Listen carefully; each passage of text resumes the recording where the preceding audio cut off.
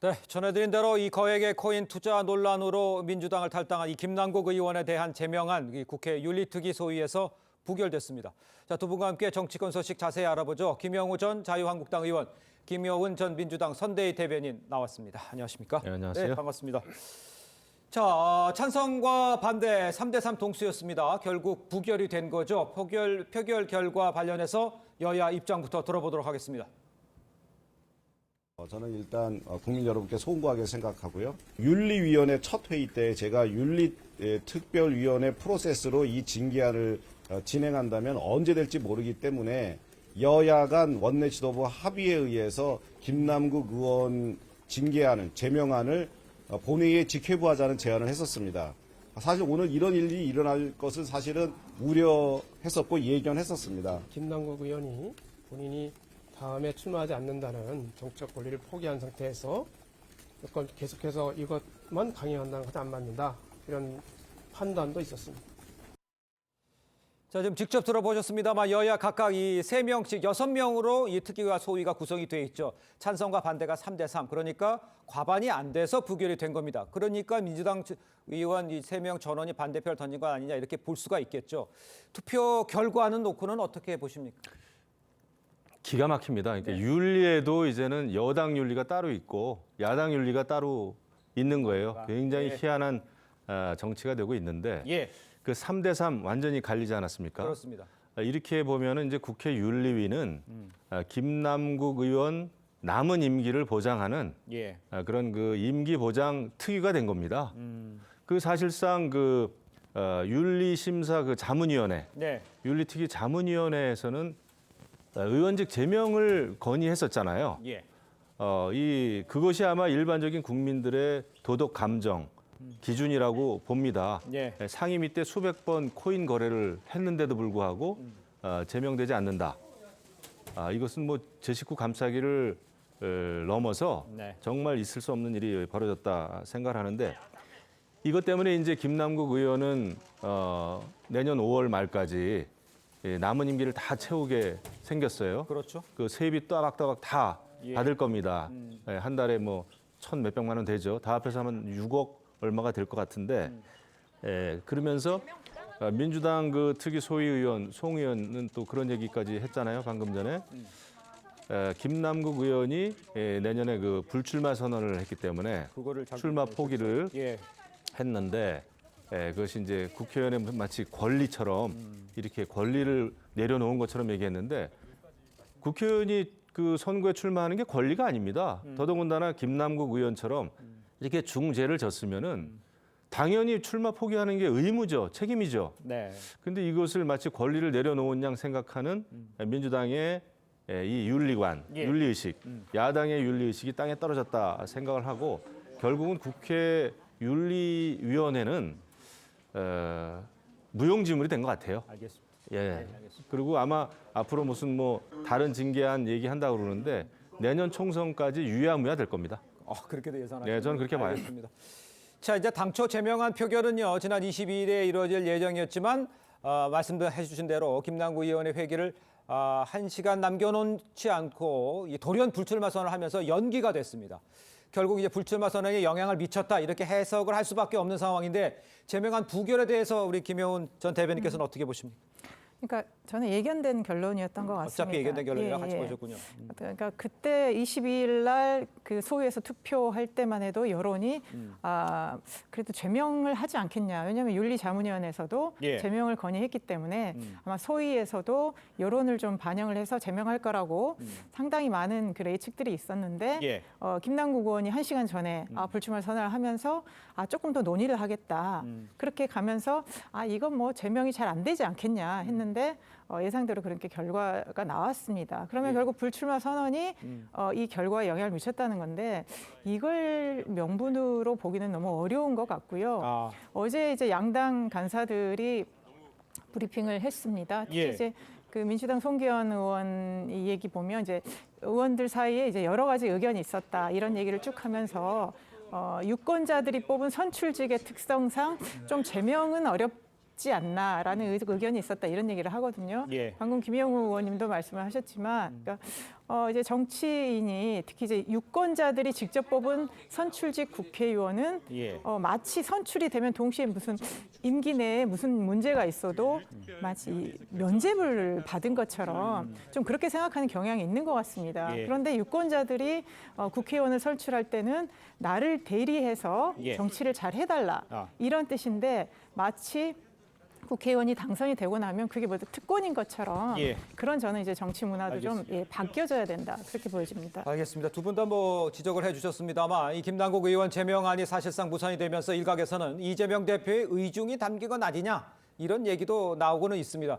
이 대표 입장 또 비명계에서 나오는 반응을 함께 들어보도록 하겠습니다. 김남국 의원 제명안 부결시키는 게 이제 대표님이 좀 의중이 담겨 있다는 얘기도 있던데 혹시 김남국 의원 제명안 있다가 오늘 투표하는데 혹시 하실 말씀 없으신가요? 당 지도부의 지시가 없이는 불가능한 결정이에요. 이게 민주당을 망가뜨리는 길이지 이게 정치력이 아닙니다. 이런 게 내로남불 때문에 민주당이 위기라는 거는 누구나 다 알고 있는데 그래도 민주당 정신 못 차린다. 이 얘기를 왜 또 들어야 되냐고요. 자, 일단 이재명 대표의 발언은 없었습니다. 묵묵부답으로 일관했죠. 그렇지만 이제 들으신 것처럼 당내 비명계에서는 당 지도부의 지시 없이는 불가능한 결정이다 이런 이야기를 합니다. 저런 상황에서는 어떻게 보십니까? 묵묵부답에 대해서도 의미는 있어 보이는데. 그 상식적으로요. 아까 예. 그 송기현 민주당 의원, 윤리특위 소위 의원이 얘기했잖아요. 네네. 여러분들 대부분하고 의논했다고 그러는데 당연히 당대표하고는 의논을 했겠죠. 왜냐하면은 정당 소속의 국회의원 제명하는 네네. 이렇게 중차대한 일 가지고 당대표하고 의논을 안 했다? 그거는 있을 수가 없는 일이죠. 그렇군요. 그렇기 때문에 당연히 의논했으리라 생각을 하고 지금 이재명 당대표 입장에서는 본인을 호위하거나 보호하거나 지지해줄 단 한 사람의 의원도 중요합니다. 물론 지금 무소속 상태에 있지만은 네. 그리고 지금 본인이 처해 있는 여러 가지 사법 리스크와 관련해서도 본인 스스로도 1년 넘게 지금 방탄국회를 해왔잖아요. 그리고 또 돈봉투와 관련된 여러 의원들도 방탄국회 해왔잖아요. 네. 김남국 의원에 대해서도 방탄을 해줄 수밖에 없는 거죠. 김남국 의원도 여러 가지 그 개딸이라든지 이재명 당대표를 지지하는 많은 그 지지자들 예. 이 또 김남국 의원을 지지해 왔습니다. 지지자들이 겹치는 거죠. 이런 상황에서 김남국 의원을 내칠 수는 없었겠죠. 그렇기 때문에 당대표의 의중이 완벽하게 실린 그런 결론이었다 이렇게 봅니다. 당대표 의견이 좀 의중에 실려 있다. 그리고 제19 감사기다. 물론 탈당을 했습니다. 거기엔 동의하십니까? 제19 감사기입니까?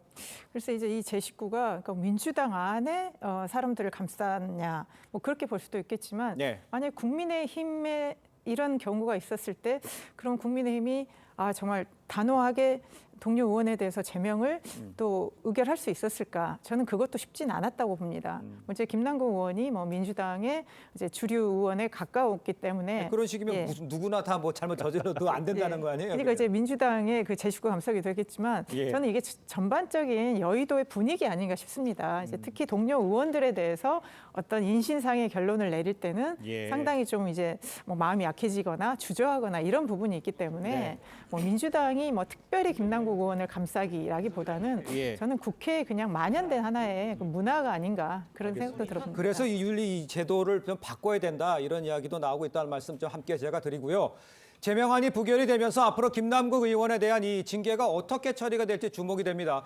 징계 처리 자체가 유야무야 될 수도 있을 것 같고 그러면 이제는 더 이상 뭐 이와 관련된 일은 국회에서는 할 수 있는 일이 없는 건지 또 검찰 수사 결과는 또 어떻게 될 건지 이런 것이 방향이 이제 검찰로 넘어가야 되는 상황이 된 것 같아요. 이 문제와 관련해서. 그렇죠. 이제 불법적인 그 사안에 관련해서는 이제 검찰이 수사를 할 수밖에 없겠죠. 그다음에 이제 국회 내에서 할 수 있는 일은 없을 겁니다. 이제는 없겠네요. 왜냐하면은 이제 제명 다음에 그 다음 단계의 그 윤리위의 징계안은 뭐 출석 정지 30일 정도인데, 그거는 뭐 중징계도 아니고 어떻게 보면 그리고 결국은 이제 남은 임기를 다 채우게 될 거예요. 그리고 총선 전이고 해가지고 거기에 아마 신경도 안 쓸 겁니다. 그래서 이제 국회 윤리특위는 그렇기 때문에 국회 윤리특위가 이렇게 유명무실하기 때문에 무슨 일만 벌어지면 여당이든 야당이든 국회 윤리위에 제소부터 하는 겁니다. 아, 쉬운 거죠, 쉬워. 제소하고 그다음에 유야무야 되거든요. 그렇기 때문에 국회 윤리특위는 이번 기회에 정말 그 존재 가치라 그럴까요? 그러니까요. 기능을 완전히 이제 상실했는데 이게 어제 오늘의 일이 아니에요. 제도적인 어떤 개선이 필요하다 이렇게 봅니다. 알겠습니다. 자, 다음 소식도 짚어보겠습니다. 민주당 이재명 대표가 취임 1주년 이후 첫 현장 행보로 호남을 찾았습니다. 국민항쟁이라는 단어까지 꺼내면서 윤석열 정부의 이 맹 비판을 했죠. 이 대표 발언을 먼저 듣고 이야기를 이어가도록 하겠습니다.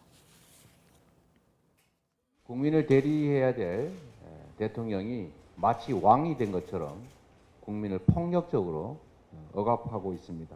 이제 우리 국민들이 정권 심판을 위해서 국민 항쟁을 선포해야 될 때가 된 것 같습니다. 오염수의 우려를 표하는 국민의 정당한 목소리를 셈도 잘 못하는 미개한 사람 취급하면서 결국 국민들을 향해서 싸우겠다라고 선포한 것 아닌가 생각됩니다. 자, 국민항쟁 선포 뭐 이렇게까지 얘기했으면 말은 점점 거칠어지고 있는 상황인데 어떻게 보셨습니까? 그러니까 저는 지금 이재명 대표가 아니더라도 저는 예. 민주당이나 다른 국민들 입장에서는 예. 얼마든지 쓸 수 있는 지금 그런 단어라고 생각합니다. 그렇습니까? 예. 지금 대통령께서 발언하신 거 보면 정말 이렇게 날마다 놀랍게 되거든요. 예. 그러니까 물론 대통령이 당신의 소신이 있어서 어떤 얘기를 하실 수는 있는 거죠. 자유민주주의가 중요하다고 작년부터 계속 취임 일성으로 예. 주장을 하셨습니다.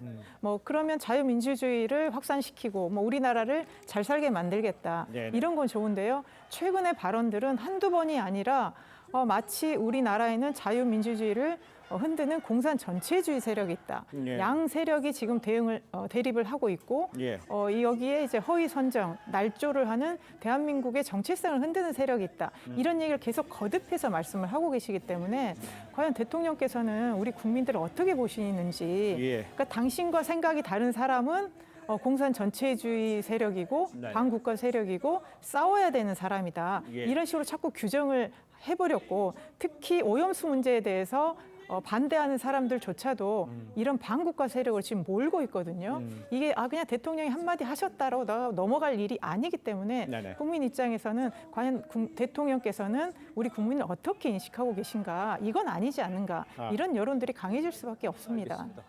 자, 일단 상황에 이제 이재명 대표의 이제 행보를 좀 보면요. 대북 송금 의혹 소환 조사 일정을 두고 지금 이 대표와 검찰의 줄다리기가 아주 팽팽하게 이루어지고 있는 상황이죠. 그런 상황에서 이 대표가 이제 민주당이 텃밭인 이 전남 목포를 찾은 겁니다. 어떤 뭐 셈법이 있는 건지 이유가 있는 건지 이걸 밖에서 좀 분석하실 때는 어떻습니까?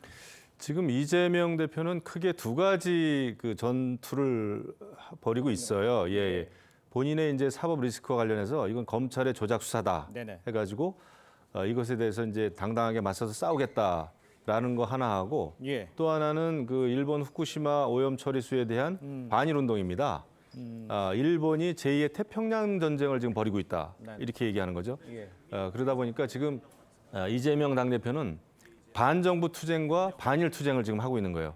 본인 입장에서는 도랑치고 개도 잡아보겠다라는 판으로 지금 이끌고 가고 있는 거죠. 그렇군요. 그래서 국회 내에서는 방탄국회하면서 반정부 투쟁하고 예. 또 반일 운동하면서 아스팔트 정치하지 않습니까? 네. 그러니까 사실은 이재명 대표 일주기가 지금 돌아왔는데 네. 당대표 일주기가 돌아왔는데 그동안 한 거라고는 방탄국회 연거밖에 없습니다.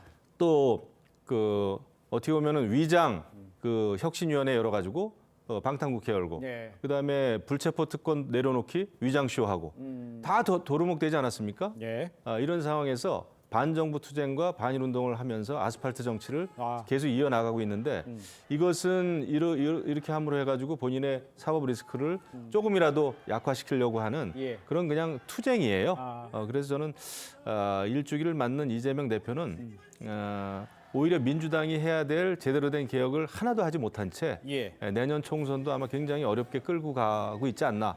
그것 때문에 지금 여러 비명계 의원들은 예. 지금 굉장히 하소연하고 있는 겁니다. 알겠습니다. 김 의원님, 이건 어때요? 아까 1주년 그 기자회견 얘기, 기자간담회 얘기도 해주셨습니다만 기자간담회에서 물론 이제 윤석열 정부를 비판하는 건 앞에 하겠죠. 하지만 체포 동의안에 대해서 어떤 의견을 내야 되는 거 아니냐라는 기자들의 질문도 이어질 것 같은데 거기에 대해서 지금 아직 나가겠다는 뭐 대체적인 검찰에 나가겠다는 얘기도 아직 없는 것 같아요. 바쁘다고만 얘기했어요. 어떤 얘기들이 나올 수 있을까요? 본인 스스로는 얘기 안 할 겁니다. 안 합니까? 예, 불체포 특권에 대해서는 얘기 안 할 거예요. 왜냐하면은 여러 차례 불체포 특권 내려놓겠다라는 얘기를 여태까지는 해왔지만 그렇게 했죠. 지금 또 의원 연찬회에서도 그렇고 당내 분위기는 예. 이거 지금 이재명 대표 지켜야 된단 말이죠. 불체포 특권 그냥 포기하면 안 된다라는 분위기로 다시 돌아가고 있어요. 그렇습니다. 이런 상황에서 이재명 대표가 굳이 자신의 그 거취와 관련된 문제를 이야기할까? 저는 안 하리라고 봅니다. 오히려 지금 당 분위기에 편승하겠죠. 예, 밖으로 공격하면서 안에서는 그런 유지를 체포 동의안 관련해서는 그런 당내 분위기를 이끌어간다 이렇게 보시는 거죠? 네, 저는 그렇게 보고 있습니다. 알겠습니다. 이재명 대표의 취임 1년을 맞아서 친명계에서는요, 이 대표 체제가 유지돼야 한다고 주장을 하고 있습니다. 반면 야권 원로인 유인태 전 국회 사무총장 이런 평가를 내놨습니다. 함께 한번 들어보도록 하겠습니다. 원래 대표가 나와서는 안 될 대표를 나왔다고 저는 보니까 시작부터가 예상대로 그 1년 동안에 이 사법 리스크라는 게 계속 따라붙다 보니 뭐 어떻게 윤석열 정부가 저렇게 뭐 지지를 못 받고 있음에도 불구하고 뭐 민주당 지지도도 그렇고 그래서 몇 점입니까? 뭐 점수를 그러니까 낼 것도 없어요, 낼 것도. 생각보다 점수가 박합니다. 어떻게 보셨습니까? 예, 항상 유인태 전 총장님께서는 또 뭐 약간 뭐 항상 그 뭐 솔직하게 또 쓴소리를 하셨으니까 예. 뭐 저는 정말 민주당이 잘해야 된다. 대통령이나 국민의힘이 저렇게 못하는데 민주당이 이러면 안 된다라는 이제 따끔한 저는 이제 채찍질의 말씀이라고 생각이 들고요. 네. 뭐 이재명 대표 체제 어쨌든 1년을 돌아보면 뭐 이재명 대표뿐만 아니라 민주당의 워낙 가혹하고 험난한 시간들이었기 때문에 1년 동안 그러면 무엇을 보여줬는지 이거에 대해서 뭐 뚜렷하게 잡히지 않은 것도 한계가 있는 건 사실입니다. 예. 그렇지만 이 정치라는 것이 같이 하는 건데 윤석열 대통령이나 국민의힘이나 예. 민주당과 함께 뭔가 정치를 해보려는 노력이 전혀 없었기 때문에 예. 민주당 또한 제1야당이었음에도 불구하고 예. 뭔가를 할 수 있는 그런 환경이 안 됐습니다. 그래서 지금 이재명 대표 체제 1년에 대한 반성과 함께 저는 국민의힘이 지금 여당으로서 정말 무엇을 하고 있는지 민생을 위해서 무엇을 하고 있는지부터 저는 반성을 해야 되고요. 예. 윤석열 대통령도 저렇게 지금 뭐 소신 있게 뭐 나는 나의 길을 가련다 이렇게 하지만 실제 국민의 민심이라는 것이 또 지지율로 또 나타나는 것입니다. 그래서 지금 저는 9월 정기국회를 앞두고 예. 정말 정치권도 다시 한번 환골 탈퇴하고 대통령도 국정 운영의 시스템을 좀 바꾸는 저는 그래서 이재명 대표 민주당의 1년이뿐만 아니라 정말 예. 쇄신하는 예. 앞으로의 좀 이런 정치 국정 운영이 되었으면 좋겠습니다. 알겠습니다. 그 방향을 좀 이렇게 얘기를 해볼게요. 뭐 협치가 안 된다는 그 부분에 대해서는 일정 부분 양쪽에 다 책임이 있을 수 있겠습니다만 이재명 대표가 취임한 1년 봤을 때 처음에 일성이 책임 정치였었어요. 그런데 대선도 치렀고 지방선거도 치르면서 책임을 지지 않고 거기에 대해서 어떠한 결과에 대해서 내가 책임진다든가 어떤 식의 그 문제를 해결하지 않는 거에 대해서 1년을 평가하실 때는 어떻습니까?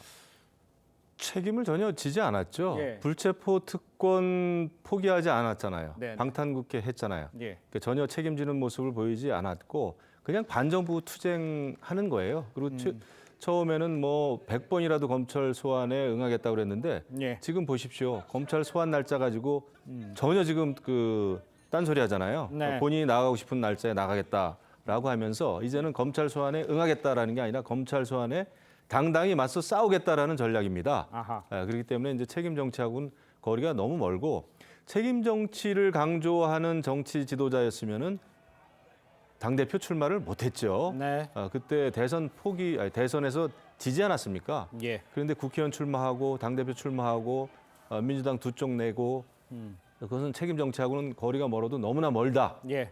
이렇게 우리가 평가할 수 있겠죠. 알겠습니다. 이재명 대표 1년을 지금 평가를 해주셨습니다. 자, 두 분 말씀은 여기까지 듣겠습니다. 고맙습니다. 감사합니다.